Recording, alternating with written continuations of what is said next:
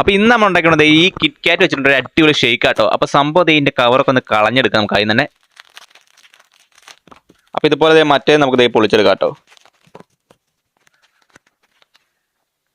ചെറുതായിട്ടൊന്ന് അലുത്ത് പോയിട്ടുണ്ട്, സംഭവം കുഴപ്പമില്ല, നമുക്ക് ഷേക്ക് അടിക്കാനുള്ളതല്ലേ. ഇനി നമുക്ക് ഇത് ചെറിയ ചെറിയ പീസായിട്ട് കട്ട് ചെയ്തെടുക്കാം. അപ്പോൾ ഫീസിൽ വെച്ച് നല്ല കിടുക്കാച്ചായിട്ട് നമ്മൾ തണുപ്പിച്ചിട്ട് തന്നെ പാല് 2-3 അടി അടിച്ചതിന് ശേഷം അതിൻ്റെ പകുതി ഞാൻ കട്ട് ചെയ്തെടുക്കാം കേട്ടോ. നമുക്ക് പകുതി മാത്രമാണ് ഈ ഒരു ഷേക്കിന് ആവശ്യമുള്ളൂ കേട്ടോ.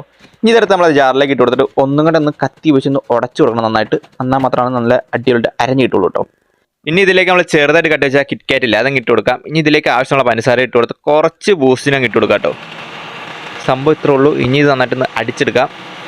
അപ്പോൾ ഇത്ര ഉള്ളൂ കേട്ടോ. നമ്മളതേ ഷേക്ക് റെഡി ആക്കിയിട്ടുണ്ട്. ഇനി നമുക്ക് ഗ്ലാസ്സിലേക്ക് സെർവ് ചെയ്യാം. ഇതൊന്ന് ഡെക്കറേറ്റ് ചെയ്യാൻ ചോക്ലേറ്റ് സിറപ്പ് കുറച്ച് വെച്ച ശേഷം ഇതിലേക്ക് ബാക്കി ഫുള്ള് നമ്മളെ ഷേക്ക് അങ്ങ് ഒഴിച്ചങ്ങ് ഫില്ല് ചെയ്തെടുക്കാം കേട്ടോ.